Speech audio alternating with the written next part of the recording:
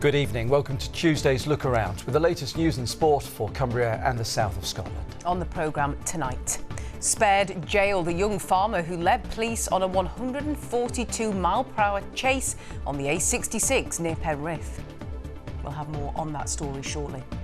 Also, as the Scottish Government announces how it will deliver its mental health strategy, a mother who lost her daughter to suicide tells us why more support is vital. Plus, why this environmental campaigner is staging a one-man protest outside a water company.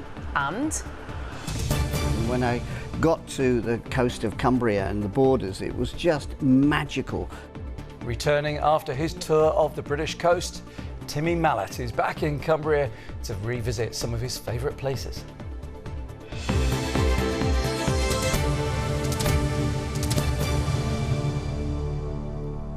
First tonight, a young farmer from Cumbria who tried to flee police during a dramatic late-night 142-mile-per-hour chase has been spared prison. The judge said it was remarkable that nobody was injured or killed in the high-speed pursuits on the A66 near Penrith in September last year. Katie Templeton-Knight has been following the case at Carlisle Crown Court, and her report contains dashcam footage of the chase. Lee Robert Morn from Great Aspey near Appleby told officers that he'd had a few pints before getting behind the wheel. This was after a chase along the A66 where speeds of up to 142 miles per hour were recorded. Morn then crashed his red Mercedes in the village of Temple Sowerby, where the speed limit was 30 miles per hour. In what the judge called an appalling example of dangerous driving, Carlisle Crown Court heard that the young farmer was first seen travelling erratically on the Kempley Bank roundabout just outside Penrith at 2 a.m. on September 19th last year. The officer hit 120 miles per hour on a stretch of dual carriageway close to Broome Castle, but a speed of 138 miles per hour was then recorded near Centre Parks. On a later dual carriageway, the speed was increased again to 142 miles per hour. Judge Nicholas Barker handed down a 12-month suspended sentence for 2 years and ordered Morn to complete 180 hours of unpaid work, as well as a £2,500 fine. The 25-year-old has been banned from driving for 21 months and must take an extended retest before his licence is returned. A decision on whether to upgrade the A66 road linking Yorkshire to Penrith is still being considered. The Transport Secretary was expected to announce his decision today. Upgrades would include making more of the road a dual carriageway and improving its junctions with a view to making the route safer. A mother living in the Scottish borders said her daughter's suicide could have been prevented if mental health care was improved. The Scottish Government announced today how they will deliver mental health strategy. The plan promises to provide timely and effective support, but Frida Douglas feels such care wasn't there when her daughter needed it most. Hannah Brown reports. Evie was a real adventurous type. This is in France when she went skydiving. Gosh, she loved outdoor sports. She loved climbing. 9 years ago, Frida's daughter Evie took her own life, aged just 21. Since then, her mother has been left with the same painful question: was her death preventable? Evie drew this, and it was looking at suicidal feelings, suicidal ideation, time running out. How long have I got until death? Despite trying to access support, her family felt Evie fell through the gaps in mental health care when she was 18. We were stuck because we didn't know who to reach out to. And I knew from my work as a youth counsellor that CAMS were available, but Evie was getting to the stage by then that we couldn't access the service. She was going to be too old. The time she waited through this long waiting list, it would be too late. After a 3-year wait, Frida's daughter finally received care from an intensive home treatment team. But the family claims this was too little, too late. Unfortunately, Evie was discharged one Saturday, and the following Saturday she took her own life. I feel that we were all let down. She died weeks after her 21st birthday. What change do you think needs to come from the Scottish Government to improve mental health services in Scotland? More resources, more staff, and all of that comes from more funding. I think as a community, and I live in Peebles, I'm aware of more support groups in the community where people have somewhere to go, have a contact, and don't feel that they're on a waiting list. A revised mental health strategy for Scotland was released at the end of June this year. The plan promises to improve mental health care in Scotland by promoting positive mental well-being and providing timely and effective support. At Holyrood today, the Scottish Government outlined how they would implement such provisions. We are all here today with the ambition to ensure that anyone who needs help for any aspect of their mental health and well-being should be able to get that help. Achieving and sustaining our ambitious vision will require time and incremental change as funding and resources permit. But for many, this support is too late. What would give you comfort now? I think just by reaching out to others, being there and sharing my lived experience, that brings me comfort. The pain I felt when Evie died has not lessened. That pain is the same every day when I wake up and know that she isn't here.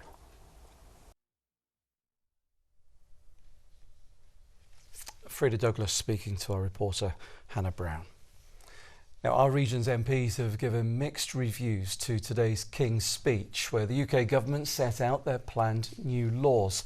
South Lakes Liberal Democrat Tim Farron has said that there was nothing concrete to tackle the big issues that matter to people in Cumbria, while the Dumfries and Galloway MP and Scottish Secretary Alistair Jack said a bill enabling the UK to join a trade pact with some countries in Asia and the Pacific will have big benefits north of the border. All the analysis that the then Department for International Trade did showed that the benefits for food and drink for Scotland were enormous. I mean, I was in Vietnam only a few weeks ago. Sales there already up 371% on whisky, but we're also exporting seafood to them, other things. So, Scotland's going to benefit enormously from getting access to that trade deal. And there's more Scottish politics tonight at 10:45 for viewers north of the border. It will also be available on our website after that. Controversial plans to create highly protected marine areas in Scotland have been scrapped by the Scottish Government. Fishermen in the south of Scotland had warned the policy could ruin their livelihoods. The plans, which were aimed at protecting marine ecosystems by restricting fishing, would have been implemented across 10% of Scotland's seas by 2026. A temporary speed limit of 20 miles an hour is being introduced across Annan. Work is already underway to replace existing signs as the town becomes the latest in Scotland to have the new traffic calming measures. Transport Scotland has a target to ensure all roads in built-up areas have a safer speed limit of 20 miles an hour by 2025. Next, the creation of Cumbria's first medical school is to benefit from £5 million of charitable investment. The Pears Foundation has donated the money to help develop and launch the school, which is a partnership between the University of Cumbria and Imperial College London. It's hoped the school will make it easier for healthcare services to keep medical professionals living and working in the county. Kieran McFadgen reports. It's no secret that there is a shortage of medical professionals in hospitals across England, with vacancy rates having soared in recent years. With the creation of Cumbria's first medical school, it's hoped this problem can be tackled in the county. The school was first announced in April of last year, and this week it received £5 million of support from the Pears Foundation, a charitable foundation set up by the billionaire Pears family. We're so excited that the foundation has decided to invest in us to allow us to create an innovative programme that's bespoke for our medical students in Cumbria. What we want to do is we want to train doctors that want to stay in Cumbria, and that is actually what Health Education England will judge us on. They will want us to make sure that our doctors understand the healthcare delivery in Cumbria and that they understand the challenges which the diverse geography, different socioeconomic groups provides. So we're going to create a medical school across the whole of Cumbria to train doctors for Cumbria. The school is planned to open in Carlisle with 50 students, with hopes to extend places to 100. The small community-based model aims to stop the brain drain to larger cities. I think that's always a challenge, but one of the things that we've done is specifically set up the school to be a graduate medical school. The evidence is that graduates often tend to stay where they've trained, but we also need to think about the wider training pathway for those students. So once they want to be specialists, do they have access to training if they want to be a specialist in the region? So this is a start, and it will be the continuation of a journey to make sure that people can stay in the region. It's a partnership between the University of Cumbria and Imperial College London. Initially located on the Fushill Street site, the School of Medicine will be one of those that could be placed in the new university campus in the Citadel area of Carlisle. I've got no doubt the medical school will make a huge difference to the city of Carlisle. It'll make a difference to the health economy by bringing in practitioners that are much needed. But in addition, new students into the city centre will bring vibrancy, it'll bring good economic health to the city and to other businesses around. So I think it'll make a huge difference locally. The school is set to open in the autumn of 2025, with a view to making Cumbria a destination for those looking to build a career in healthcare. Kira McFadgen, ITV News, Carlisle. You're watching Lookaround. Thank you very much for your company this Tuesday evening. Still to come on the programme, what brings the colourful Timmy Mallet to Carlisle Cathedral? We'll find out.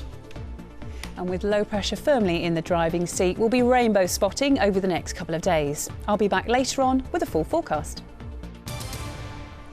But first, a Save Windermere campaign has begun a weekly protest outside United Utilities Windermere Information Centre. Water UK says water companies are doubling their investments in sewage infrastructure. United Utilities say over the last 3 years it's invested more than £75 million. But Matt Staniak says that's not enough. He hopes to be joined by others in the coming weeks. But for now, he says he'll be there every week until sewage is no longer going into Windermere, England's largest lake. Fiona Molly-Patterson has the story. One man and his placard, inspired by the most famous environmental activist in the world. This is my version of a peaceful protest, very much inspired by Greta Thunberg and what she did for the climate strike for a future. And we're saying, well, Windermere is the most significant lake in this country. It symbolises fresh water in this country, and why are we putting sewage into it? You know, last year alone, United Utilities sent £300 million to their shareholders in dividends, and they weren't investing in the problem. And the problem is they're putting sewage into the lake. So we're saying, well, instead of spending money on an information centre and what we would see as a means to, show the public that they're looking everywhere else but themselves, we're saying that money should be invested in the infrastructure. Got to ask you though, what difference is one person sitting outside this shop going to do? It's not necessarily just going to be me. People are wanting to join. This is about a sense of community, and we don't have to put up with this. We don't have to just accept that sewage is going into Windermere. We can actively do something about it. All it has to do is start with one person. This may be one person now, but it doesn't have to be. There is a sign on that window, though, that says that Windermere has excellent bathing quality status. The Environment Agency samples 20 times in 153 days of the bathing water season. They sample for 2 bacterium, intestinal enterococcus and E. coli. They don't actively sample for things like blue-green algae. Last summer, the entire North Basin of Windermere turned bright green on the 13th of August. At that moment in time, because of the concentration of cyanobacteria present, that posed a direct risk to your health if you were to swim, not only from skin irritation, but if you were to accidentally ingest that water. There was no signs warning people not to be entering the lake. So the idea of Windermere's bathing water sites being classified as excellent is not a true representation. United Utilities says customers are consulted here, shaping their plans. It says in the last 3 years it's invested more than £75 million in wastewater infrastructure, with a further £41 million up to 2030, halving phosphorus levels in Windermere. Water UK says nationally customers' bills will rise by £13 a month on average by 2030 to pay for it. Matt Staniak says a water company that paid its shareholders $300 million last year should be footing the bill. And he'll be here every Monday until they do. Fiona Marley-Patterson, ITV News, Windermere. Now, the adverts are out, and for some, the countdown to Christmas is well and truly on. 48 days, if you're not keeping track. In our region, a children's book and toy appeal has launched its 10th annual bid for donations. Started by a West Cumbrian man to spread some festive cheer, with the gifts all being shared out to good causes right across Cumbria, there are hopes that this year's could be the biggest ever, as Hannah McNulty reports. Every year, Chris Bauer's living room slowly gets taken over by toys and books. These are just the donations from businesses so far. Today is when the public can start to drop their gifts off at selected locations. With the cost of living crisis making it even tougher for some families, Chris says every item is gratefully received. He began asking for donations 10 years ago after remembering similar collections when he was a child. Well, I think it's vital for some children. They have very little at Christmas, and this particular season when people have very little money at all, stretching purses dramatically, and children could easily lose out. To think that a public donating gifts to give to them to brighten their Christmas, it really is heartwarming, I think, it really is. You must hear from people who say it makes such a difference. I never see where they go to, but I get feedback from them to say, yes, they're absolutely wonderful, the children are delighted with them. So it makes it worthwhile. Several shops in Carlisle and West Cumbria take presents which must be brand new, including the toy shop in Cockermouth. Food banks and the Jigsaw Children's Hospice are among those who receive them to then distribute them. Well, people are aware that this year in particular, times are hard for some people, and Christmas is about not just getting but giving as well, and a lot of parents come in with their children and encourage the children to put one of the toys in so that the children are understanding the true spirit of Christmas. To mark the 10th year, Chris is hoping to collect 1,000 presents over the next few weeks. Another 1,000 children in Cumbria who have a gift thanks to the generosity of others. Hannah McNulty, ITV News, Cockermouth. And the ITV Evening News continues after us at 6:30. Charles delivers the first King's speech in 70 years. Tougher sentences, a smoke-free Britain and new oil and gas licences. We'll delve into the government's plans for the coming year. Also a month on from the Hamas terror attacks, Israel remembers the victims as the bombardment of Gaza continues. A boost in the battle against breast cancer, a drug that could help prevent it. And memorabilia from movies and music, iconic items go up for sale. Well, do join me for those stories and more at 6:30. The work of a Melrose artist is being exhibited in London this month before being sold to raise funds for wildlife charities which protect some of the planet's most endangered species. Penny Wheatley says she's had a love for big cats from a young age and has now produced around 50 paintings of tigers and leopards for this latest project. She says it's now become her life's work to help conserve their populations in the wild. Claire McNeil has more.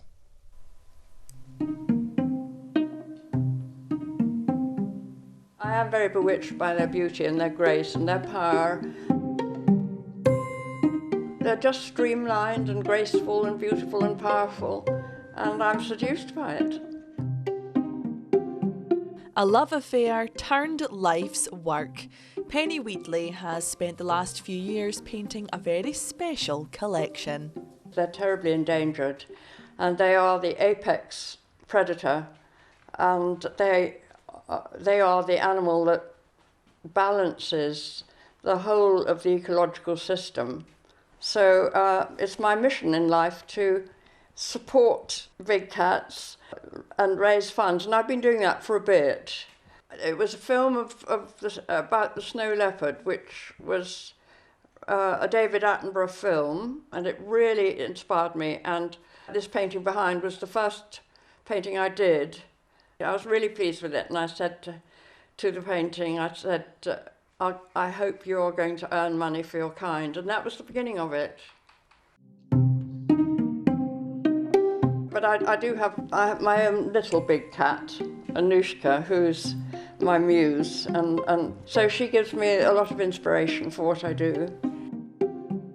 Penny has now painted around 50 big cat portraits which will be exhibited in London this month, and 100% of the money she makes will go towards 2 charities: the Big Cat Sanctuary, which has breeding programmes for re-establishment in the wild, and Wildlife Vets International, which gives financial support and training to vets in the field. Wildlife Vets International and the Big Cat Sanctuary, on whose behalf I'm speaking as well, are both incredibly grateful to Penny for her support, both in terms of her personally and her vocal support for us, and she keeps telling us how wonderful we are, but also to donate these incredible paintings for us, and we're very, very lucky to have a supporter like her. This has become my life's work. I've dedicated to leaving the planet a better place than I found it. And it is my main interest and preoccupation to do this. Penny hopes to raise thousands of pounds to ensure that pictures like this aren't one day all we have left of these charismatic creatures. Claire McNeil, ITV News, Melrose. Incredible. And from one accomplished artist to another. Do you remember the days of TVAM and Whack-A-Day, the popular children's TV show that was shown every morning over the school holidays? Well, those shows presented, of course, by Timmy Mallet. A keen cyclist and a keen watercolour painter as well. This week, Timmy is back in Cumbria to talk about his recent cycle ride around the entire British coastline and why he loves being in our part of the world. He's been chatting to Joshua Stokes. Whack-A-Day! Na, na, na, na, na. He's the man with the mallet, and now Timmy is back in Carlisle. I'm delighted to be here tonight. I've been invited by Carlisle Cathedral to come and talk about my love of cycling and reaching our potential. The children's TV star spent last year cycling around the coast of Britain, and he has fond memories of visiting Cumbria. When I got to the coast of Cumbria and the borders, it was just magical. And to be back here again tonight is very, very special. It's a grey day in Cumbria. And this is where you would come to celebrate England Day. Was there anything in Cumbria that stood out to you when you were going on your journey? The views across the Solway Firth are absolutely gobsmacking. Or, you know, down the southern end of the county, at Arnside, where I went to school, it was lovely to revisit that.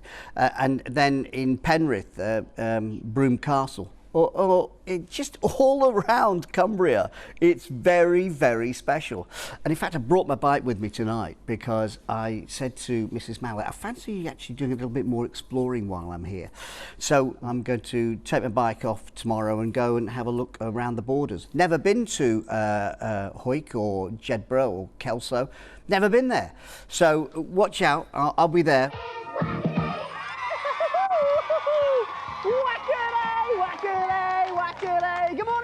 And I can't not ask you about Whack-A-Day while you're here. That mallet must follow you everywhere, surely. It does, everywhere. I became a granddad this year, and little Jack Mallet, he's got a beautifully crocheted mallet right next to him on the day he was born. It was made by a good friend of mine in Penrith, actually, sent it along, and it's just gorgeous.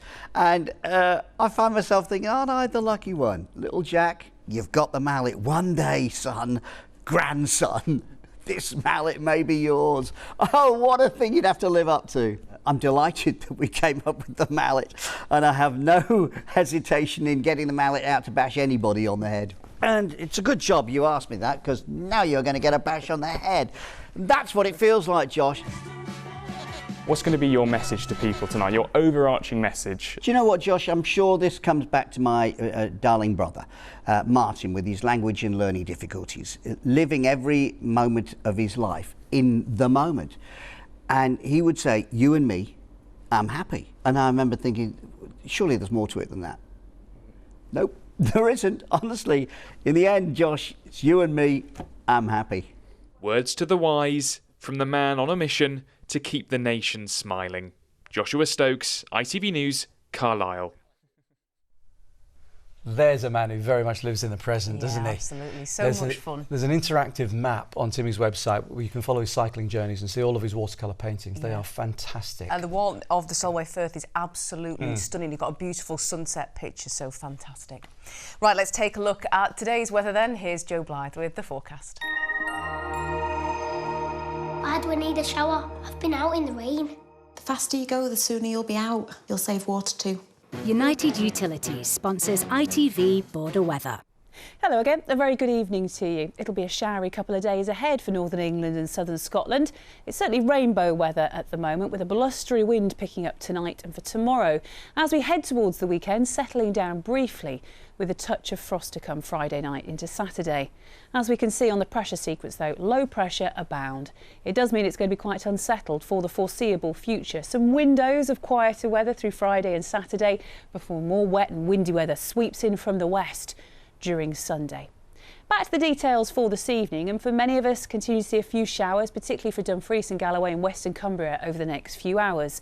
Other than that, eastern areas a little drier before wet and windy weather moves up from the southwest across much of the region as we approach dawn.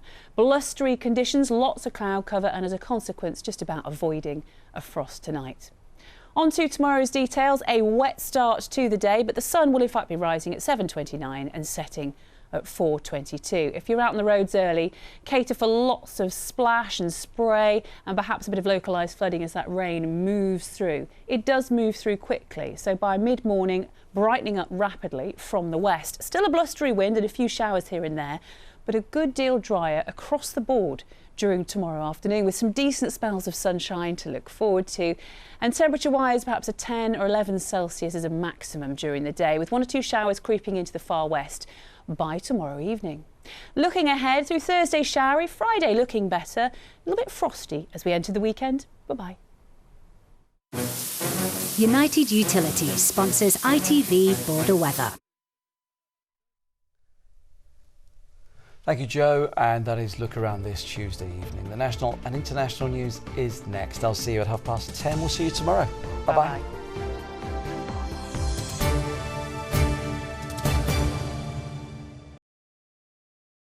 This is Sky Glass, the TV that can find anything using